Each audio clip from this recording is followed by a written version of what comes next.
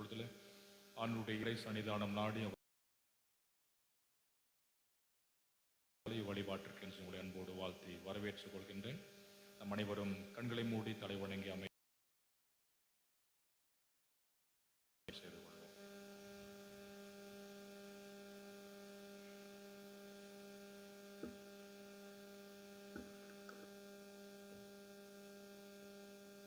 தந்தை, மைந்தர், தூய ஆவியானவராகிய மூவொரு கடவுளின் பெயராலே ஆமென். ஜெபம் செய்வோம். காலைக்கு காலை புதிய இரக்கங்களினாலும் மிகுதியான நன்மைகளாலும் எங்களை முடிச்சூட்டி காக்கிற எங்கள் அன்பின் கடவுளே, நேற்றும் என்றும் என்றும் மாறாதவரே, நன்றி கலந்த இருதயத்தோடு உம்மை நாங்கள் நோக்கி பார்க்கிறோம். மற்றும் ஒரு புதிய ஓய்வு நாளை காணுகிற பாக்கியமுள்ள வாழ்வை ஆண்டவராக இறைவனீர் கொடுத்ததற்காக உமக்கு நன்றி செலுத்துகின்றோம். மிக சிறப்பாக இந்த ஓய்வு நாளிலே உமது இறை சன்னிதானத்தை நாடி வருகை தந்து உம்மை ஆராதிக்க நாங்கள் முற்படும் போது உமது பிரசன்னம் எங்கள் மத்தியில் நிறைந்திருக்க வேண்டும் என்று நாங்கள் வேண்டிக் கொள்கிறோம். கடந்து போன வாரம் முழுமையாக ஒவ்வொரு நாளும் கடவுள் எங்களை சிறப்போடு காத்து வந்தமைக்காக நன்றி. மீண்டும் ஒரு புதிய வாரத்திற்குள்ளாக நுழைந்திருக்கும் போது இந்த வாரம் முழுமையாகவும் நீர் எங்களை வழிநடத்த வேண்டும் என்று நாங்கள் வேண்டிக் கொள்கிறோம். இந்த வழிபாட்டின் ஊடாக நாங்கள் பாடுகிற பாடல்கள், ஏறெடுக்கிற இறைவேண்டல்கள், வாசிக்கிற தியானிக்கிற உமது திருமொழிகளை எங்களுக்கு ஆசீர்வாதமாய் மாற்றிக்கொடும். இவைகளின் வழியாய் உமது நாமம் ஒன்றே மகிமையும் ஆட்சிமையும் அடைய வேண்டும் என்று சொல்லி நாங்கள் வேண்டிக் கொள்கிறோம். நாங்கள் பெற்றுக்கொள்ள இறைவன் கிருபை செய்வீராக. வழிபாட்டின் துவக்கம் முதல் இறுதி மட்டுமாக உம் திருப்பிரசன்னத்தினாலும் தூய ஆவியானவரின் அருள் துணையாலும் எங்கள் அனைவரையும் ஆண்டவராகிய இறைவன் நிறைவாக ஆட்கொண்டு வழிநடத்திருள வேண்டும் என்று இயேசுவின் வழியை வேண்டிக் கொள்கிறோம் பிதாவே. நம் வழிபாட்டிற்கு ஆரம்பமாகவும் மூவொரு கடவுளை போற்றும் வண்ணமாக 617வது கீர்த்தனை பாடலை இணைந்து பாடுவோம். அல்லேலூயா கர்த்தரையே ஏகமாய் துதியுங்கள் என்கிற பாடல் 617வது கீர்த்தனை பாடல்.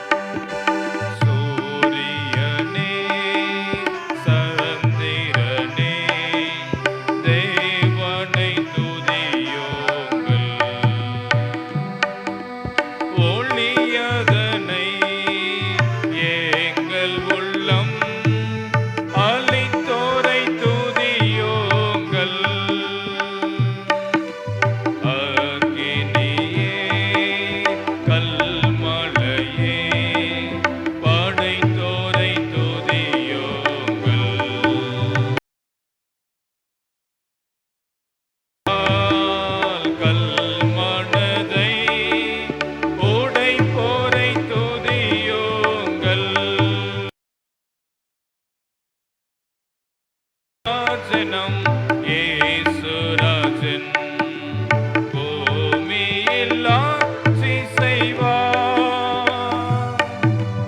அல்லேலூயா அல்லேலூயா தேவனை துதியுங்கள்.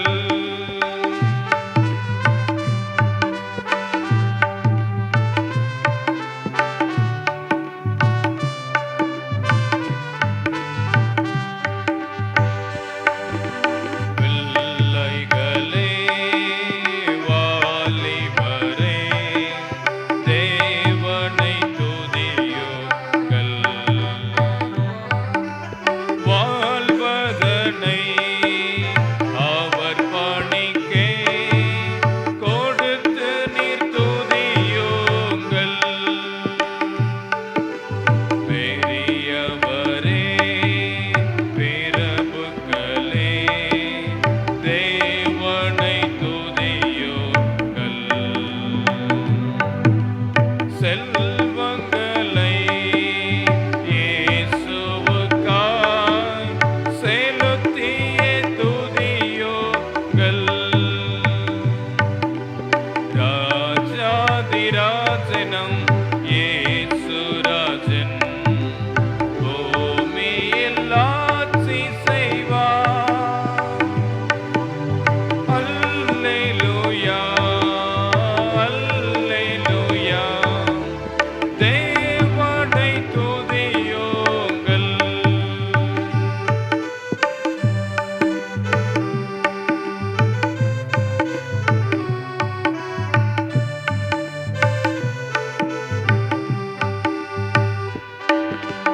ஆழ்கடலே சமுத்திரமே தேவனை துதியுங்கள். அலை அலையாய் ஊழியர்கள் எழும்பினார் துதியுங்கள்.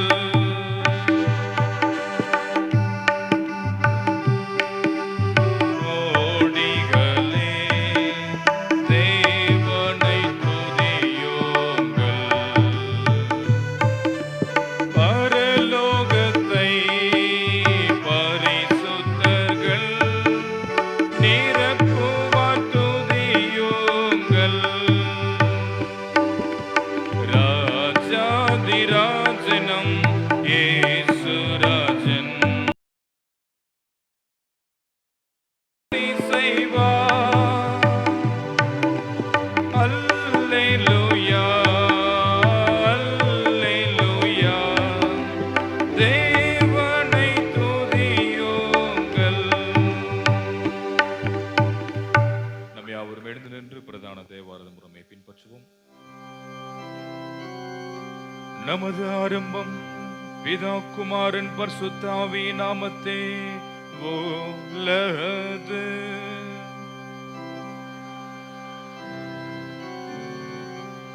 கர்த்தருக்குள் பிரியமானவர்களே, நமது பிதாவாகிய கடவுளிடம் கபடற்சிறுதயம் உள்ளவர்களாய் அண்டி சேர்ந்து நமது பாவங்களை அவருக்கு அறிக்கையிட்டு அவைகளை மன்னிக்க நமது இரட்சகராகிய இயேசு கிறிஸ்துவே நாமத்தில் அவரை கெஞ்சி கேட்போம். வாருங்கள். நமக்கு சகாயம் கர்த்தருடைய திருநாமத்தில் உள்ளது. பூமியை உண்டாக்கினவர் அவரே. என் மீறுதல்களை கர்த்தருக்கு அறிக்கையிடுவேனே என்றே. தேவரே, என் பாவத்தின் தோஷத்தை மன்னித்தே. சர்வ வல்லவரான கடவுளே, எங்கள் சிருஷ்டிகரும் மீட்பருமானவரே, ஏழை பாவிகளாகிய நாங்கள் சுபாவத்தின் படி பாவம் உள்ளவர்களும் தீட்டுவர்களுமாயிருக்கிறோமே என்றும் மனதினாலும் வாக்கினாலும் நடக்கையினாலும் உமக்கு விரோதமாய் பாவம் செய்தோம் என்றோ அறிக்கை இடுகிறோம். ஆதலால் எங்கள் ஆண்டவராகிய இயேசு கிறிஸ்துவே நிமித்தம் நீர் காட்டின கிருபையை தேடி உம்முடைய அளவற்ற இரக்கத்தில் அடைக்கலம் புக வருகிறோம். அளவில்லாதிருக்கும் உள்ள கடவுளே, எங்களை மீட்கும்படி மரணத்திற்கு ஒப்பு கொடுத்து ஒரே பேரான குமார் நிமித்தம் எங்களுக்கு இறங்கி எங்கள் பாவங்களை எல்லாம் மன்னித்தருளும். அது கிருபையினால் நித்திய ஜீவனை சுதந்திரத்துக் கொள்ளும்படி உண்மையும் சிறமையான அறிவையும் வசனுக்கு உண்மையான கீழ்ப்படுதலையும் பரிசுத்த ஆவியை கொண்டு எங்கள் ஆண்டவராகிய இயேசு கிறிஸ்துவின் மூலமாய் வேண்டிக் கொள்கிறோம். கர்த்தாவே, ஆமென். சர்வ வல்லவரான பரமபிதாவாகிய கடவுள் நமக்கு இறங்கினார். அவர் தமது ஒரே பேரான மைந்தரை நமது பாவங்களுக்காக மரணத்திற்கு ஒப்பு கொடுத்து அவர் நிமித்தம் நமது பாவங்களை மன்னிக்கிறார். அவர் நாமத்தில் விசுவாசம் உள்ளவர்களுக்கு கடவுளின் பிள்ளைகளாகும்படி அதிகாரம் கொடுத்து அவர்களுக்கு தமது தூய ஆவியானவரை தந்துள்ளதாக வாக்குத்தத்தம் பண்ணினார். விசுவாசமுடையவனாய் ஞான ஸ்நானம் பெற்றவன் ரட்சிக்கப்படுவான். கர்த்தாவே, எங்கள் அனைவருக்கும் கிருபை செய்தருளும்.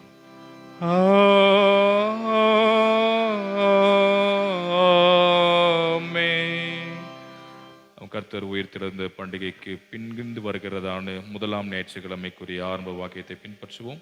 பாடல் புத்தகத்தில் 90வது பக்கத்தில் அடங்கியுள்ளது.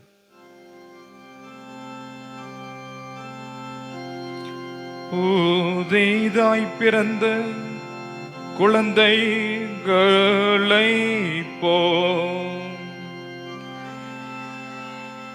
ஆத்மீக பாலின் மேல் வாஞ்சையாயிருங்கள். என் ஜனமே கேள், உன்னை எச்சரித்து சொல்லுவேன்.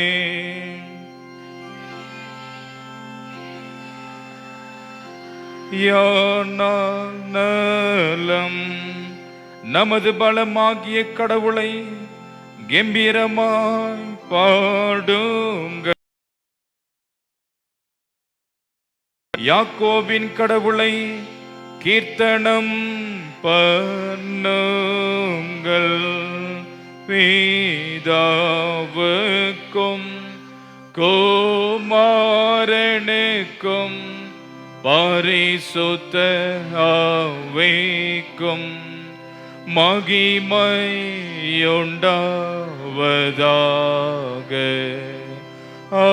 ஆதியிலும் இப்போதும் எப்போதுமான யுகங்களாம் இருக்கிறபடியே. ஆமென். கர்த்தாவே, எங்களுக்கிரங்கும். கிறிஸ்துவே, எங்களுக்கிரங்கும். கர்த்தாவே,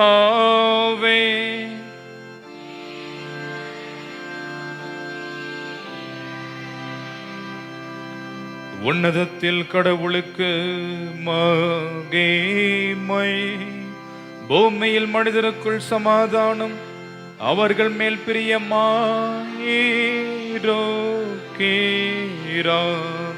பரமராஜாவாகிய கர்த்தாவே, பிதாவாகிய கடவுளே, ஒரே பேரான குமாரனும் ஆண்டவருமாகிய இயேசு கிறிஸ்துவே, உன்னதமானவரே, பரிசுத்த ஆவியானவரே, உம்மை துதிக்கிறோம், உம்மை புகழுகிறோம், உம்மை வணங்குகிறோம், உம்மை மைமைப்படுத்துகிறோம். உம்முடைய மகா மகிமை நிமித்தம் உமக்கு ஸ்தோத்திரம் செலுத்துகிறோம்.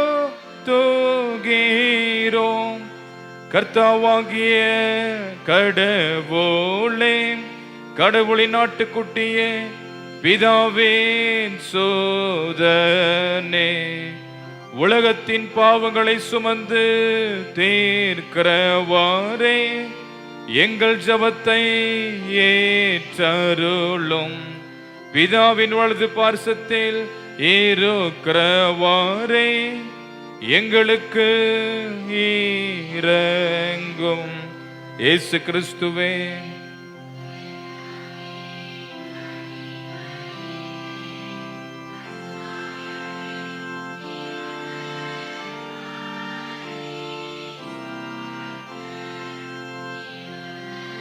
ஆண்டவர் நீர் ஒருவர் உன்னதமானவராயிரோக்கீரே. ஆமென். கர்த்தர் உங்களோடு இருப்பாராக.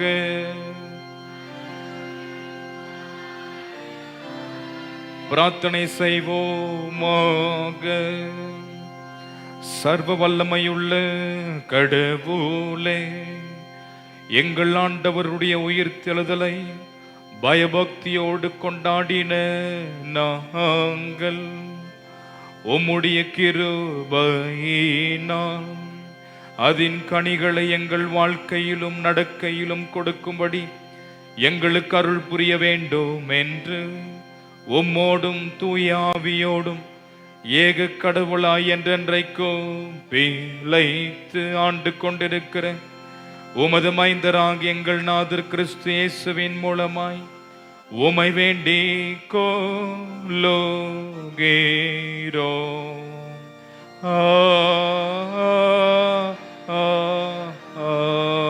ஆமென். நாம் யாவரும் அமர்ந்து கர்த்தர் உயிர்த்தெழுந்த பண்டிகைக்கு பின் வருகின்ற முதலாம் ஞாயிற்றுக்கிழமைக்குரிய திருமறை பகுதிகளை தொடர்ந்து படிக்க கவனமாக கேட்போம்.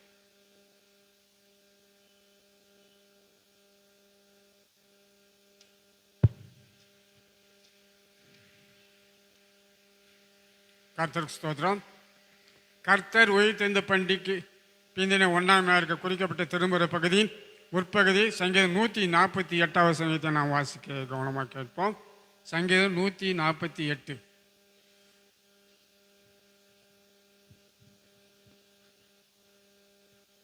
சங்கீதம் 148. அல்லேலுயா. வானங்களில் உள்ளவைகளை கர்த்தரை துதியுங்கள், உன்னதங்களில் அவரை துதியுங்கள். அவருடைய தூதர்களை நீங்கள் யாவரும் அவரை துதியுங்கள், அவருடைய சேனைகளை நீங்கள் யாவரும் அவரை துதியுங்கள்.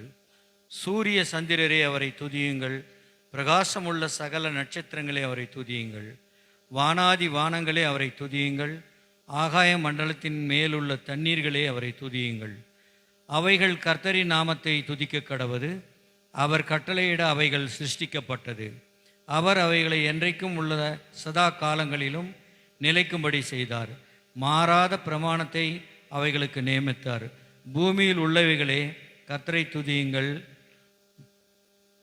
மகா மச்சங்களே சகல ஆழங்களே, ஆக்கினையே கல்மழையே உறைந்த மழையே மூடு பனியே, அவர் சொற்படி செய்யும் பெரும் காற்றே, மலைகளே சகல மேடுகளே கனிமரங்களே சகல கேதுருக்களே, காட்டு மிருகங்களே சகல நாட்டு மிருகங்களே ஊரும் பிராணிகளே இறகுள்ள பறவைகளே, பூமியின் ராஜாக்களே சகல இனங்களே பிரபுக்களே, பூமியில் உள்ள சகல நியாயாதிபதிகளே, வாலிபரே கன்னிகைகளே முதிர் வயதுள்ளவர்களே பிள்ளைகளே கர்த்தரை துதியுங்கள். அவர்கள் கர்த்தரின் நாமத்தை துதிக்க கடவர்கள். அவருடைய நாமம் மாத்திரம் உயர்ந்தது, அவருடைய மகிமை பூமிக்கும் வானத்துக்கும் மேலானது. அவர் தம்முடைய பரிசுத்தவான்கள் யாவருக்கும் தம்மை சேர்ந்த ஜனமாகிய இஸ்ரவேல் புத்திரருக்கும் கொண்டாட்டமாக தம்முடைய ஜனத்திற்கு ஒரு கொம்பை உயர்த்தினார். அல்லேலூயா. கர்த்தருடைய பரிசுத்த நாமத்திற்கு மகிமை உண்டாகட்டும். குறிக்கப்பட்ட சங்கீத பாகம் வாசிக்கப்படுகிறது. அப்படி நாளுக்கு குறிக்கப்பட்ட பழைய ஏற்பாட்டு பகுதி அப்போஸ்தலர் நடபடிகள் 5ஆம் அதிகாரம் 29ஆம் வசனம் தொடங்கி 42ஆம் வசனம் முடிய நான் வாசிக்க கேட்போம். அப்போஸ்தலர் நடபடிகள் 5ஆம் அதிகாரம் 29ஆம் வசனம் தொடங்கி 40.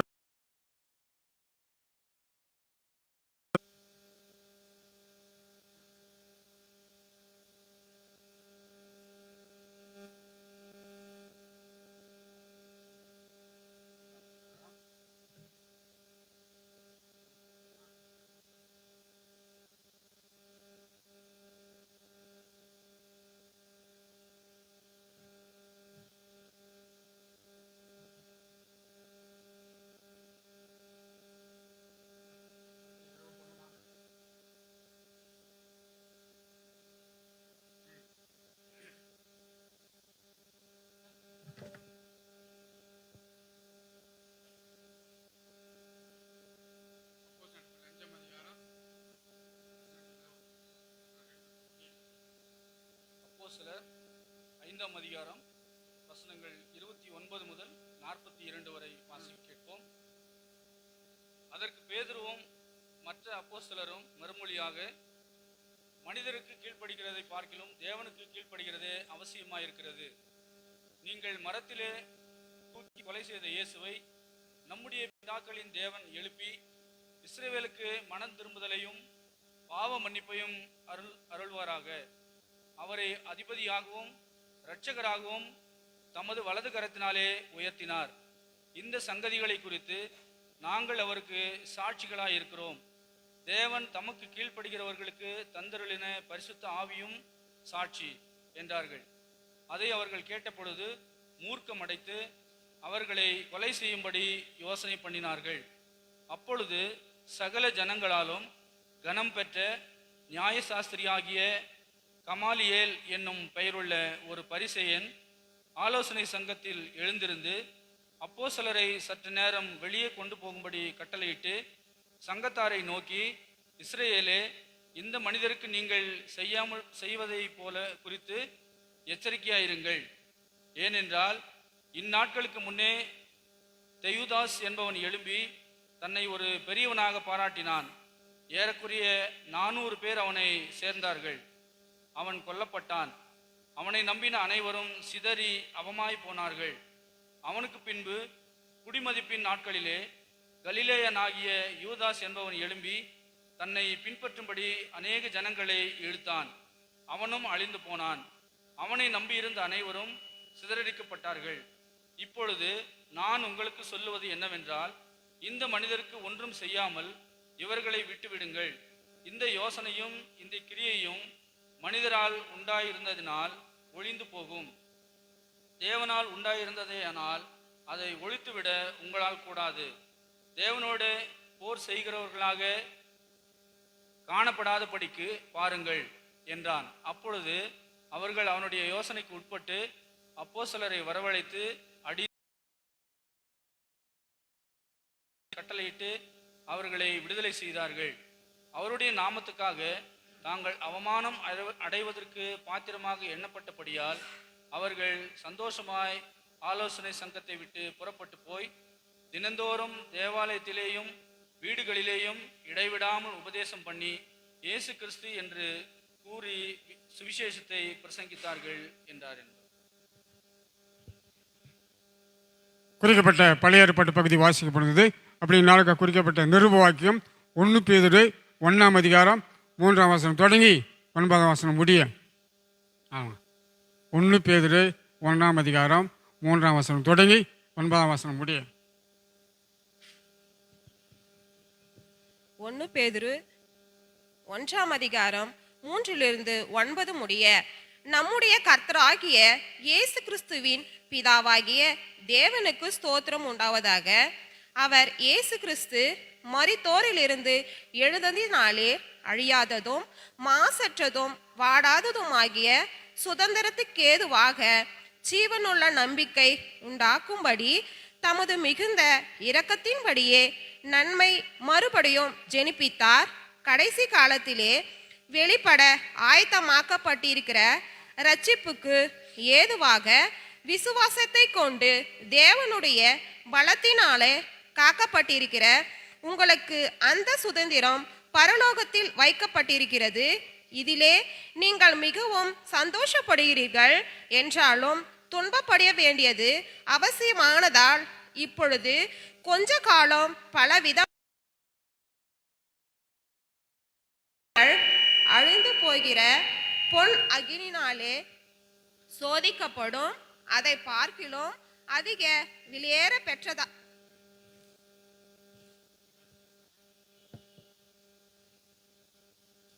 நீங்கள் மிகவும் சந்தோஷப்படுகிறீர்கள். என்றாலும் துன்பப்படுகிற வேண்டியது அவசியமானதால் இப்பொழுது கொஞ்ச காலம் பலவிதமான சோதனைகளினாலே துக்கப்படுகிறீர்கள்.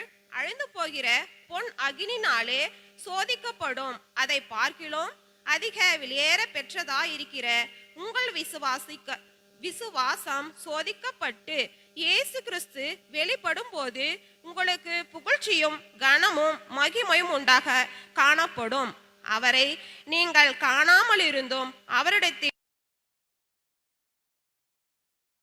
தரிசியாமல் இருந்தும் அவரிடத்தில் விசுவாசம் வைத்து சொல்லி முடியாததும் மகிமையால் நிறைந்ததுமாயிருக்கின்ற சந்தோஷமுள்ளவர்களாய் களி கூர்ந்து உங்கள் விசுவாசத்தில் பலனாகிய ஆத்மா ரட்சிப்பை அடைகிறீர்கள். இன்றைய நிருப பகுதி வாசித்து முடினாயிற்று. குறிக்கப்பட்ட நிருப வாக்கியம் வாசிக்க முடிந்தது. அல்லேலூயா, அல்லேலூயா.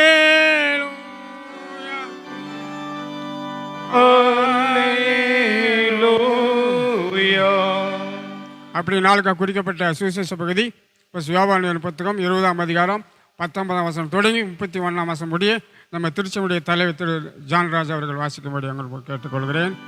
ஆண்டவரே, உமக்கு மகிமையுண்டாவதாக. யோவான் 20ஆம் அதிகாரம் 19 முதல் 31 வரை. வாரத்தின் முதல் நாளாகிய அன்றைய தினம் சாயங்கால வேளையிலே சீஷர்கள் கூடியிருந்த இடத்தில் யூதர்களுக்கு பயந்ததினால் கதவுகள் பூட்டப்பட்டிருக்கையில் இயேசு வந்து நடுவே நின்று, உங்களுக்கு சமாதானம் என்றார். அவர் இப்படி சொல்லி தம்முடைய கைகளையும் விலாவையும் அவர்களுக்கு காண்பித்தார். சீஷர்கள் கர்த்தரை கண்டு சந்தோஷப்பட்டார்கள். இயேசு மறுபடியும் அவர்களை நோக்கி, உங்களுக்கு சமாதானம் உண்டாவதாக. பிதா என்னை அனுப்பினது போல் நானும் உங்களை அனுப்புகிறேன் என்று சொல்லி அவர்கள் மேல் ஊதி, பரிசுத்த ஆவியை பெற்றுக்கொள்ளுங்கள். எவர்களுடைய பாவங்கள் மன்னிக்கப்படுகிறீர்களோ அவைகள் அவர்களுக்கு மன்னிக்கப்படும். எவருடைய பாவங்கள் மன்னியாதிருக்கிறீர்களோ அவைகள் அவர்களுக்கு மன்னிக்கப்படாதிருக்கும் என்றார். இயேசு வந்திருந்த போது 12 ஒருவனாகிய திதுமு எனப்பட்ட தோமா என்பவன் அவர்கள் கூட இருக்கையில், மற்ற சீஷர்கள் கர்த்தரை கண்டோம் என்று அவனுடனே சொன்னார்கள். அதற்கு அவன், அவருடைய கைகளில் ஆணிகள் உண்டானால் காயத்தை நான் கண்டு அந்த காயத்தில் என் விரலை விட்டு என் கையை அவருடைய விழாவிலே போட்டால் ஒழிய விசுவாசிக்க மாட்டேன் என்றார். மறுபடியும் 8 நாளுக்கு பின்பு அவருடைய சீஷர்கள் தோமாவும் அவரோடு தேவனே என்றான். அதற்கு இயேசு, தோமாவே, நீ என்னை கண்டதனாலேயே விசுவாசித்தாய், காணாதிருந்தால் விசுவாசிக்கிறவர்கள் பாக்கியவன்கள் என்றார். இந்த புத்தகத்தில் எழுந்திராத வேறு அநேக அற்புதங்களையும் இயேசு தமது சீஷருக்கு முன்பாக செய்தார். இயேசு தேவனுடைய குமாரனாகிய கிறிஸ்து என்று நீங்கள் விசுவாசிக்கும்படியாகவும் விசுவாசித்து அவருடைய நாமத்தினாலே நித்திய ஜீவனை அடையும்படியாகவும் இவைகள் எழுதப்பட்டிருக்கிறது என்றார் என்பதே. குறிக்கப்பட்ட ஜீவனிலை திரும்புகிற பகுதி வாசிக்க முடிந்தது. கிறிஸ்துவே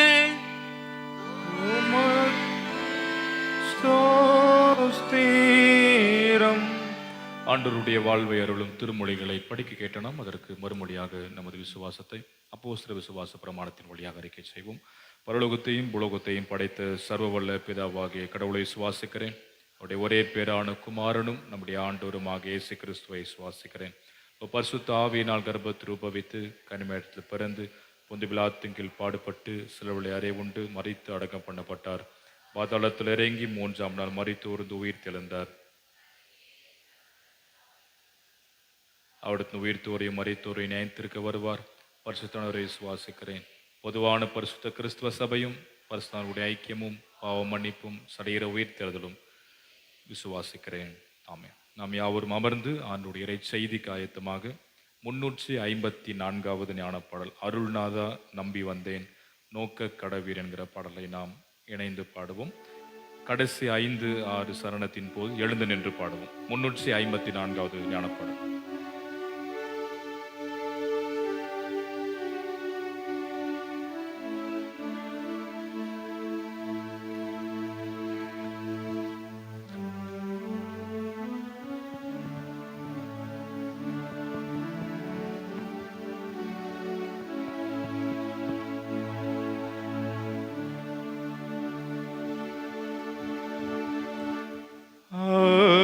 அருள்நாதா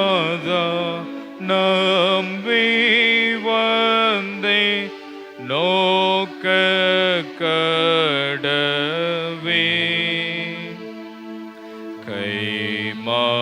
கைமாறின்றி என்னை மூற்றும்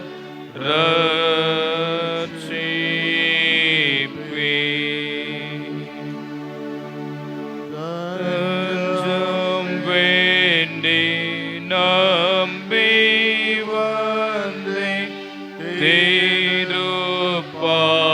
திருப்பாதத்தில் பாவமன்னி பருள் வீரே நேரத்தில் தூய்மை வேண்டி நம்பி வந்தேன் ஓம் ஆவியா சுத்தி செய்வே மாசில்லாத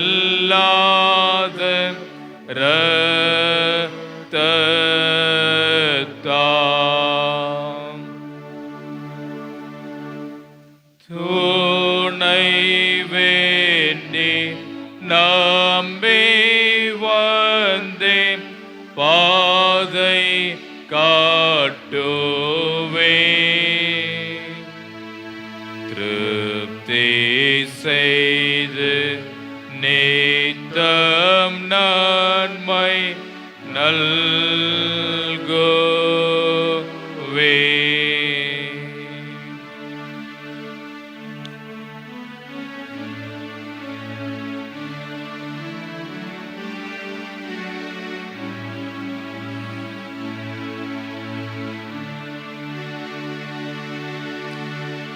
சக்தி வேண்டி நம்பி வந்தே ஞான பலனோ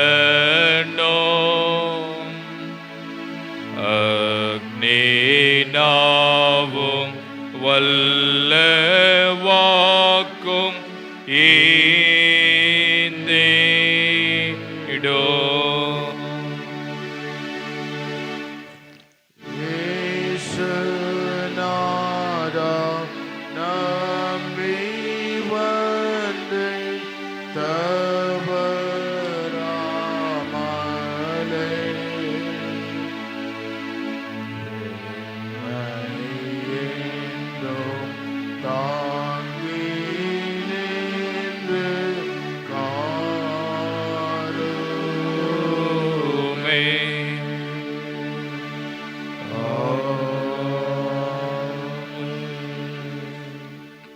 நம் தந்தை கடவுளிடமிருந்தும் அவர் தம் மைந்தரும் நம் ஆண்டவருமாகிய கிறிஸ்தேசுவிடமிருந்தும்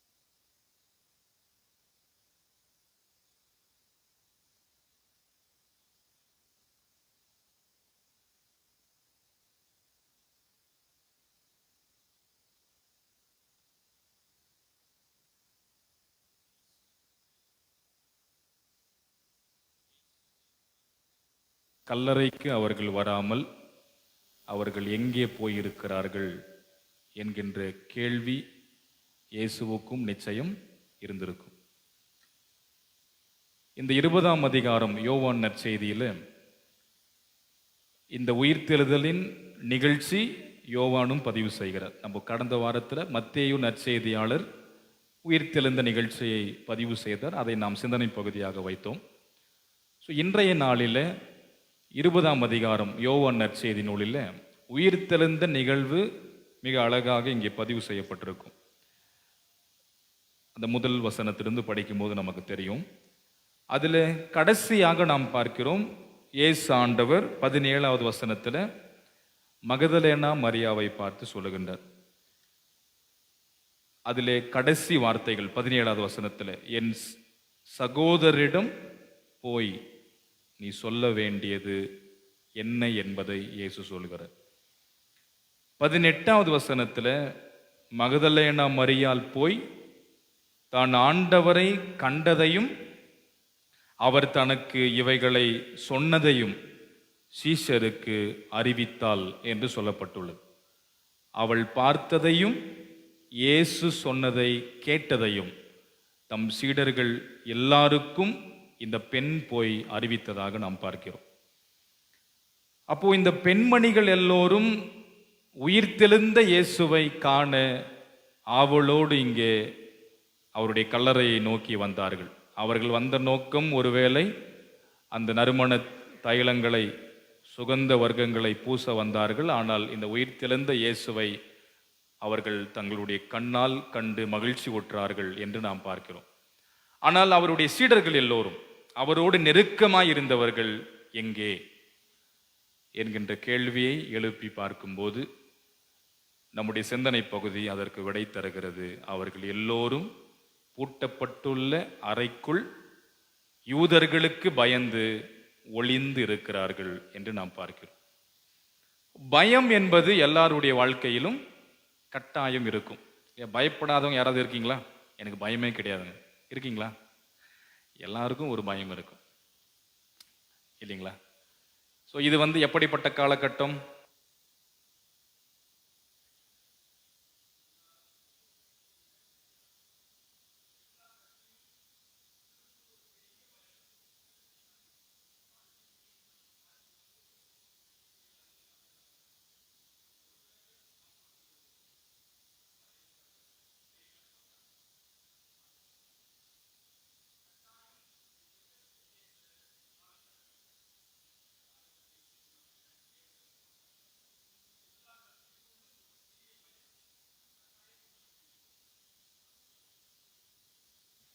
அல்லது தோல்வி நமக்கு நேரிடுமோ? இருக்கும். சாதாரணமாக நம்முடைய வாழ்க்கையில் எடுத்துக்கொண்டால் நம்மை விட வலிமை வாய்ந்த ஒரு நபர் இருந்தால் அல்லது ஒரு குழு இருந்தால் அவர்களை பார்த்து ஒரு பயம் நமக்கு இருக்கும். நாம் வலிமை குன்றினவர்களாயிருந்து நம்மை விட வலிமையும் ஆற்றலும் படைத்தவர்கள் இருக்கும்போது அவர்களை பார்த்து ஒரு பயம் நமக்கு உள்ளிலே வரும். ஒருவேளை தவறுகளை செய்திருந்தால், குற்றங்களை செய்திருந்தால் அதன் விளைவும் நமக்கு உள்ளுக்குள் ஒரு பெரிய பயம் நிச்சயம் இருக்கும் என்பதை நாம் மறுக்கவே முடியாது. இங்கே சீடர்கள் எல்லோரும் ஒரு அறைக்குள் இருக்கிறார்கள், பூட்டிவிட்டு அறைக்குள் இருக்கிறார்கள். எதனால் என்றால் யூதர்களுக்கு பயந்து என்பதை தான் திருமறை சொல்கிறது. யூதர்களின் பயத்தினால் இவர்கள் ஒளிந்து இருக்கிறார்கள். ஏன் யூதர்களுக்கு அவர்கள் பயந்திருக்க வேண்டும்? எதனால? மிக சிம்பிளா நம்ம புரிஞ்சுக்கலாம். இதற்கு முந்தைய அதிகாரங்கள் அல்லது நாம் உயிர்த்தெழுந்த பண்டிகைக்கு முந்தைய சில நாட்கள், அந்த பெரிய வியாழன் பெரிய வெள்ளியின் நாட்களில் நடந்த நிகழ்ச்சி நமக்கு தெரியும். இயேசுவை கைது செய்து இயேசுவின் மீது பழி சுமத்தி சிலுவைக்கு அவரை ஏற்றினார்கள். பல தகாத வார்த்தைகளை பேசி அவமானப்படுத்தினார்கள், இழிவுபடுத்தினார்கள், பல குற்றச்சாட்டுகளை முன்வைத்தார்கள்.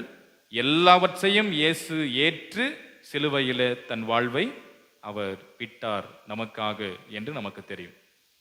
அப்ப அவருடன் இருந்த நமக்கும் நிச்சயம் இந்த சிலுவை மரணம் வந்து விடுமோ, நம்மையும் அவர்கள் தேடி நம்மையும் கொன்று விடுவார்களோ என்கின்ற உயிர் பயம் அவர்களுக்கு மூழ்கி இருக்கிறது. ஆகையினாலே தான் அவர்கள் யூதர்களுக்கு பயந்தார்கள் என்று நாம் பார்க்கிறோம். தைரியம் துணிவு அற்ற நிலையில இப்பொழுது அவர்கள் அறைக்குள் இருப்பதை நாம் பார்க்கிறோம். இந்த பெண்மணி வந்து சொன்ன பிறகும் அவர்களுக்கு என்ன வரல? தைரியம் வரவில்லை. அந்த பெண்மணி வந்து சொல்றாங்க இல்லையா 18வது வசனத்துல, இயேசுவை கண்டு அவர் சொன்னதையெல்லாம் சீடர்களுக்கு அவர்கள் அறிவித்தார்கள், ஆனாலும் அவர்கள் பயம் மேலோங்கி காணப்பட்டது. இப்படி இருக்கும்போதுதான் இயேசு அவர்கள் நடுவே வந்து நின்று அவர்களுக்கு சமாதானம் என்று சொன்னார். Peace, peace be with you. ஷாலோம் என்று கிரேக்கத்தில் சொல்லப்படுகிறது. ஒரு யூதர் இன்னொரு யூதரை பார்க்கும்போது ஷாலோம் என்று சொல்வார்கள், சமாதானம். நம்ம சொல்றோம் இல்லையா, தோத்திரம் இல்லையா, ஸ்தோத்திரம் அப்படின்னு சொல்றோம்ல, அது போல ஒரு யூதர் இன்னொரு யூதரை பார்த்து ஒரு வாழ்த்தாக இதை சொல்லுவார்கள், சமாதானம், ஷாலோம் என்று சொல்லி. இயேசு வந்து அவர்கள் மத்தியில் நின்று, உயிர் திறந்த இயேசு முதல் வார்த்தை தன் சீடர்களை பார்த்து சமாதானம். இப்ப இயேசு என்ன சொல்லி இருக்கணும்? என்ன சொல்லி இருக்கணும்? அட பாவீங்களே, இப்படி ஏமாத்திட்டீங்களாடா, என்ன கூடவே வச்சிருந்தனே 3.5 ஆண்டு காலம், எங்கே சென்றாலும் உங்களை அழைத்து சென்றேனே, என்னோடு உடன் வைத்து உங்களுக்கு ஒரு பெரிய விஷயத்தை புகட்டினேனே, எல்லாத்தையும் இப்படி சொல்லி திரும்ப திரும்ப 3 முறை முன்னறிவிக்கிறார் இல்லையா தன்னுடைய பாடு மரண உயிர்த்தெழுதலை பற்றி. எல்லாத்தையும் சொன்னனே முன்னாடி. பேதுருவும் கூட இருந்துருவார். பேதுரு என்ன சொன்னாரு? ஆண்டவரே, நான் செத்தாலும் உங்களை விட்டு போக மாட்டேன். இப்படியெல்லாம் சொல்லிட்டு இப்படி போயிட்டீங்களேடா டேய் அப்படின்னு அவரு பேசி இருக்கலாம். ஆனா பேசல. நாம் பேசியிருப்போம் கண்டிப்பா. இந்த நிலைமை நமக்கு வந்திருந்தால் முதல் வார்த்தை என்ன சொல்லியிருப்போம்? என்ன சொல்லியிருப்போம்? பயங்கரமா திட்டி இருப்போம். அதை நாம் எப்படி வெளிப்படுத்தியிருப்போம் என்று நம்மால் சொல்ல முடியாது. இவ்வளோ பெரிய நிகழ்ச்சி நம்முடைய வாழ்க்கையில இயேசுவுக்கு ஏற்பட்டது நிகழ்ந்திருந்தால், நம்முடன் இருக்கிறவர்கள் நம்முடனே இல்லாமல் நம்மை விட்டு ஓடி ஒளிந்து இருக்கும் போது நிச்சயம் நாம் சமாதானம் சொல்லியிருப்போமா? கண்டிப்பா முடியாது. ஆனால் இயேசு சொல்லுகின்றார், எதையும் அவர் சொல்லவில்லை. இப்படி பண்ணிட்டீங்களே துரோகிங்களே, நம்பிக்கை துரோகிகளே, இப்படி ஏமாத்திட்டீங்களே, இது சமாதானம் என்று சொன்னார். அப்ப உயிர்த்தெழுந்த இயேசு நமக்கு கற்றுத்தருகின்ற மிக முக்கிய பாடம் என்னவென்றால், நம்முடைய வாழ்க்கையில நமக்கு எதிராக யார் என்ன செய்தாலும், என்ன துரோகங்களை விளைவித்தாலும், நாம் அவர்களை பார்த்து சமாதானம் என்று சொல்ல வேண்டும். முடியுமா? முடியுமா? முடியுமா? முடியணும். இயேசு சொல்றாரு, என்னை விட பெரிய காரியங்களை உங்களால் செய்ய முடியும்னு சொல்றாரு. இயேசுவை விட பெரியவைகளை உங்களால் முடியும் என்று சொல்லக்கூடியவர் இயேசு. அப்ப அவர் செய்த இச்செயலை நாமும் செய்ய வேண்டும். அந்த உயிர்த்தெழுந்த இயேசுவை வழிபடுகின்ற ஆராதிக்கிற மக்களாகிய நாம் அவரை போன்றே நமக்கு எதிராக யார் என்ன செய்தாலும் நாம் அவர்களை பழித்துரைக்காமல், எதிர்த்து பேசாமல், திட்டாமல், அவமதிக்காமல் சமாதானம். சமாதானம் என்பது நமக்கு தெரியும். நிம்மதி இல்லாத இடத்தில் நமக்கு எது தேவை? அந்த அமைதி, சமாதானம் தேவை. அதை நாம் எப்பொழுதுமே வாழ்க்கையில் எதிர்பார்ப்போம் இல்லையா? அதற்கு நிறைய சொல் உண்டு இல்லையா? சமாதானம் அப்படின்னு சொல்றோம், அமைதின்னு சொல்லுவோம், சாந்தி என்றும் நாம் சொல்லுவோம். பேர் நினைச்சுக்காதீங்க, அந்த பெயருக்கு அர்த்தம் அமைதி, சமாதானம் என்றான். அதுதான் ஒரு கவிஞரும் சொல்வார் இல்லையா, அமைதிக்கு பெயர், ஆமா, அமைதிக்கு இன்னொரு பெயர் சாந்தி என்று அர்த்தம், அமைதி. ஸோ இந்த அமைதியை தான் நாம் உலகத்தில் எதிர்பார்க்கிறோம். சந்தோஷமும் நிம்மதியும் சமாதானமும் கஷ்டமில்லாத ஒரு நிலை நமக்கு உருவாக வேண்டும் என்பதை நாம் எப்பொழுதுமே விரும்பக்கூடிய மக்கள். அதனால தான் இப்போ வந்து சம்மர் டைம் இல்லையா, இது வந்து ஒரு கோடை காலம். இப்போ நமக்கு எல்லாமே என்னது, நம்முடைய அந்த பணியில் அல்லது படிப்பில் எல்லாவற்றிலும் இருந்து இந்த ஒரு காலம் நமக்கு ஒரு சிறிய பிரேக் கொடுக்கக்கூடிய ஒரு காலம். இப்போ நம்ம என்ன பண்ணுவோம் இந்த டைமில்? எங்காவது அவுட்டிங் போகலாம் இல்லையா? ரொம்ப வெயில் ஒரு பக்கம், நம்மளால முடியல. ஸோ இந்த வெயிலிலிருந்து நமக்கு ஒரு ரிலீஃப் கிடைக்கணும், ஒரு அமைதியான சூழல் நமக்கு வேண்டும் என்ன சொல்லி நம்ம என்ன பண்ணுவோம்? எங்கே போவோம்? முன்னாடியெல்லாம் எங்கே போவாங்க? சொந்தக்கார வீட்டுக்கு போவாங்க, அப்படி தானே? ஊருக்கு போகலாம், லீவா ஊருக்கு போகலாம்பா. இப்போ போகிறாங்களா அது மாதிரி? ரொம்ப ரேர் தான். அங்கே போயிட்டு எதுக்கு? அங்கே போனாலும் இந்த நிம்மதி அங்கேயும் போயிடும் அப்படின்ற மாதிரி மாறிவிட்ட ஒரு நிலை இப்பொழுது இருக்கிறது. அதனால் எங்கே போகலாம்? எங்காவது வெளியே போகலாம், பிக்னிக் போகலாம், டூர் போகலாம். 1 டே 2-3 டேஸ் அப்படி நம்ம ஒரு 1 வீக் வெளியே போயிட்டு என்ன பண்ணலாம்? நம்முடைய நிம்மதியை கொடுக்கும் இடத்தை தேடி நாம் போகக்கூடியவர்களாக இருப்போம். நமக்கு ஒரு ரிலீஃப் கிடைக்கணும், அந்த ஸ்ட்ரெஸ்ஸான ஒரு நிலையை மாறணும் என்பதற்காக நாம் பல இடங்களை நோக்கி பயணிப்போம். இதை மனிதன் வாழ்க்கையில் எதிர்பார்க்கக்கூடியவர்களாக இருக்கிறார். இப்பொழுது சீடர்களும் பயத்தில் மூழ்கி ஒரு மிகப்பெரிய நிம்மதி, அமைதி, சமாதானம் அவர்களுக்கு தேவை என்பதை உணர்ந்த இயேசு அவர்கள் மத்தியில் நின்று சமாதானம் என்கிற முதல் வார்த்தையை இயேசு சொன்னார். அதன் பிறகு அவர் காண்பிக்கிறார், என்னுடைய கைகளை பாருங்கள், என்னுடைய விலாவை பாருங்கள்.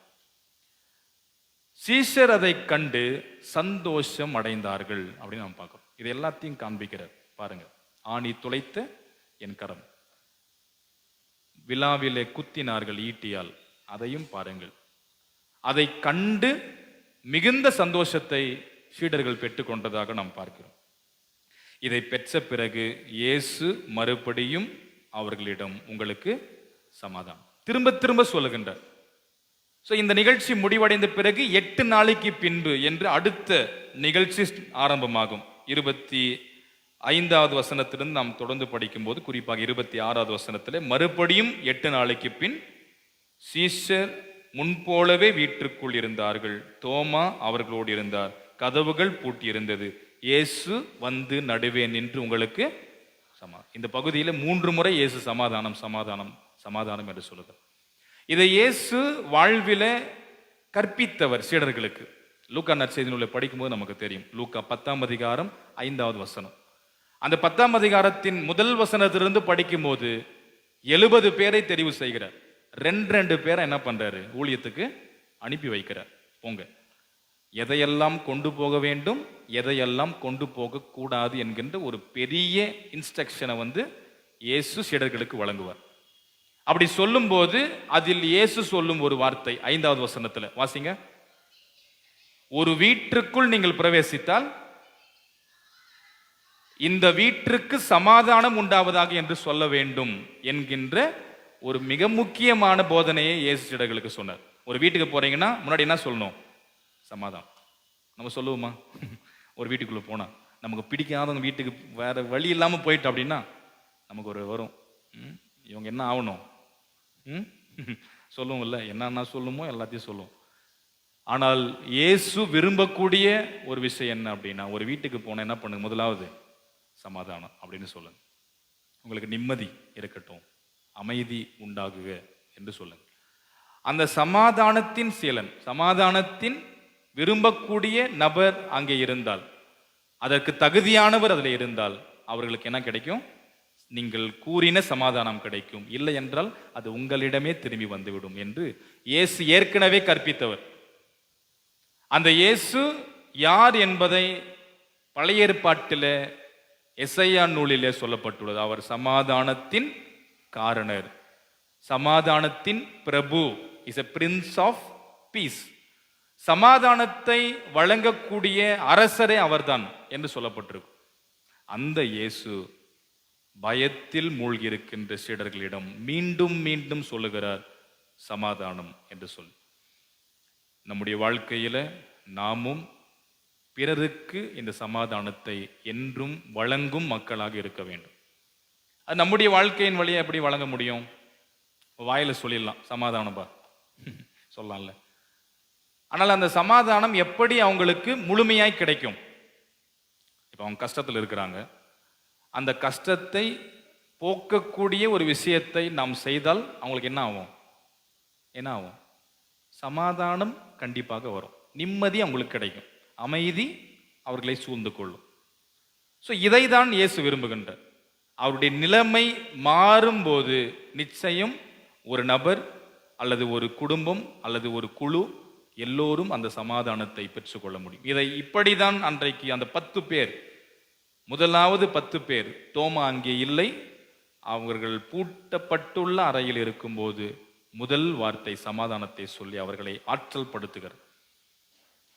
அதுக்கு அடுத்ததாக நாம் தொடர்ந்து பார்க்கிறோம், பரிசுத்த ஆவியானவரை பெற்றுக்கொள்ளுங்கள் என்று சொல்லி 22வது வசனத்தில் அவர்கள் மேல் ஊதி பரிசுத்த ஆவியை பெற்றுக்கொள்ளுங்கள், எவர்களுடைய பாவங்களை மன்னிக்கிறீர்களோ மன்னிக்கப்படும், எவர்களுடைய பாவங்களை மன்னியாதிருக்கிறீர்களோ மன்னிக்கப்படாது. யாருக்கு சொல்றாரு?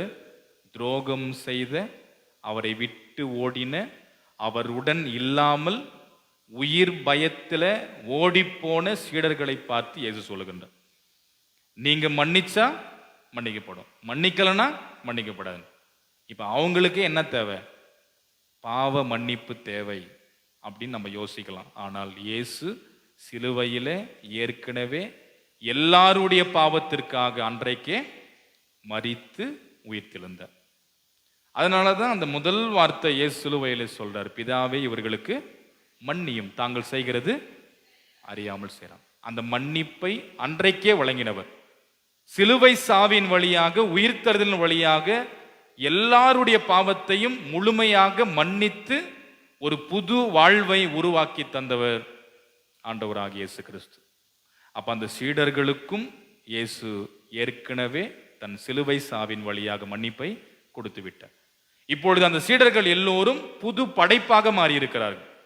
அதனால தான் அந்த பேதுரு தன் நிருபத்தில் சொல்றாரு. நாம் வாசி கேட்ட நிருப பகுதியில் 1 பேதுரு 1 அதிகாரம் 3வது வசனத்தினுடைய பிற்பகுதியை வாசிங்கள். இயேசு கிறிஸ்து